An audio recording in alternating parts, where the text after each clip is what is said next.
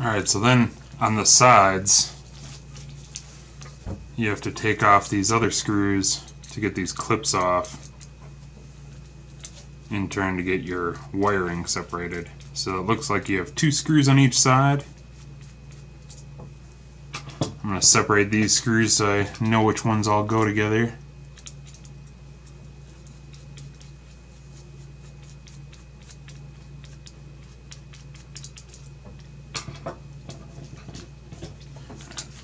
Remove my wire housing. Always pull from your actual plug, not the wires themselves.